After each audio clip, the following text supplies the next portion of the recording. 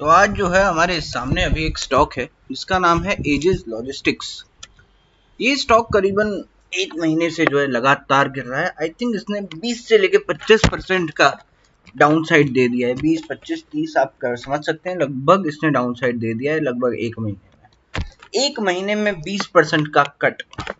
आप समझ सकते हैं कि ये ऐसी वैसी चीज नहीं हुई है। अभी कुछ न कुछ जो है दिक्कत ये फेस कर रहा है। मुझे लगता है कि ये जो बीच में एक न्यूज आई थी कि रेवेन्यू गिर रहा है, ये कुछ एनालिस्ट ने जो है इस पे डाउनग्रेड किया था, इसकी रेटिंग्स को डाउनग्रेड किया था कुछ एनालिस्ट ने। इसकी सेल्स पे बहुत लोग बैरिश थे इसकी, और हुआ भी। अगर आप इसके क्वार्टरली रिजल्ट को देखें तो आप देखेंगे तो सेल्स जो है ऑलमोस्ट, मैं आपके सामने इसकी अगर क्वार्टरली रिजल्ट्स लाऊं अगर आपके सामने, तो आपको पता लगेगा कि सेल्स तो भाई लगभग 40% गिर चुकी हैं सेल्स। और सीधी सी बात है, हर मतलब टॉप लाइन तो गिर ही रहा है अगर मैं बताऊं तो, समझ रहे हैं बात। बट अभी गौर करने वाली ये बात है कि भाई जितना भी कारोबार हुआ है, प्रॉफिट तो उतना ही हुआ है।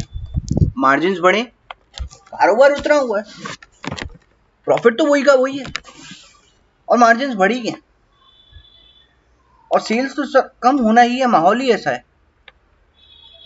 पर प्रॉफिट तो उसने वही का वही रखा,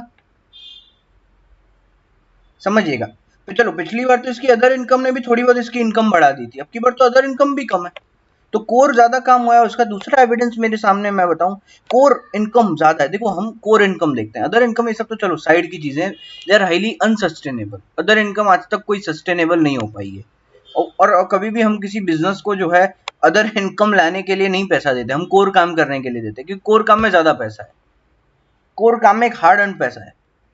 तो अगर हम कोर काम देखें तो इसमें इस क्वार्टर में कोर काम ज्यादा हुआ है। चलो, सेल्स कम हुआ है, टॉप लाइन पूरा गिरा है, पर कोर प्रॉफिटेबिलिटी तो बढ़ी है। मैं प्रॉफिटेबिलिटी की बात कर रहा हूँ। कोर आपको यार, आप वो खिंचने का भी कर रहा हो, उसने बस इस क्वार्टर में चर्निंग बहुत कम की है, समझ रहे हो।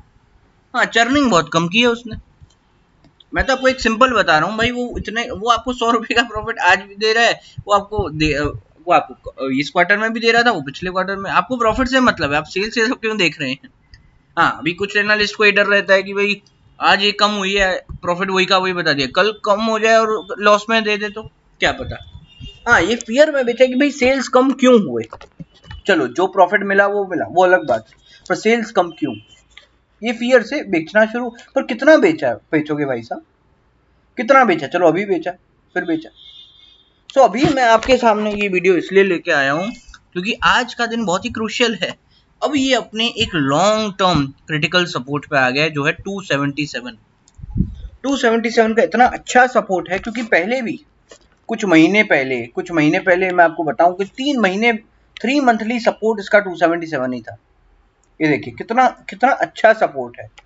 और ऐसा नहीं कि मैं स्टॉप लॉस नहीं बताऊंगा इसमें।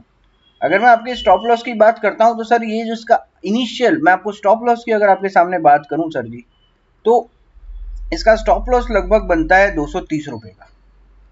मैं ज्यादा जो है नीचे का स्टॉप लॉस नहीं दूंगा, 230 रुपए का एक स्टॉप लॉस इसका बनता है। और लगभग क्यों पता है इसका, अगर मैं आपको पूरा चार्ट ब्रॉडली अगर मैं आपको बताऊं तो यस, 230 का इसका एक स्टॉप लॉस बनना चाहिए। 230 का लेवल अगर कटता है तो आप कट लो। 230 का एक बहुत ही क्रूशियल लेवल है 230। 230 में आपको जो है बिकवाली करनी चाहिए, और 230 में आप जो है सौदे को काट सकते हो। और इसका जो टारगेट लगता है, अगर आप इनिशियल टारगेट अगर आप देखें तो इसका 300 रुपए का इनिशियल टारगेट बनता है। 300 रुपए का इनिशियल टारगेट रखिए। जो रिस्क टेकर्स हैं वो इसका टारगेट जो है सर जी, इसका जो टारगेट है रिस्क टेकर्स के लिए, इसका टारगेट रहेगा 324। 324 का जो है टारगेट रहेगा सिर्फ और सिर्फ रिस्क टेकर्स के लिए। 324 का जो लेवल है बहुत ही क्रूशियल है। और जो लोग आगे जाना चाहते हैं तो उनके लिए एक राय दे दी जाए कि अगर ये 324 का लेवल कटता है तो जो नेक्स्ट टारगेट हो सकता है वो हो सकता है 349, यानी वो लेवल ऑलमोस्ट जहां से इसका गिरना शुरू हुआ था। 349 का एक लेवल है जो इसके लिए बहुत क्रूशियल है, मुझे लगता है 349।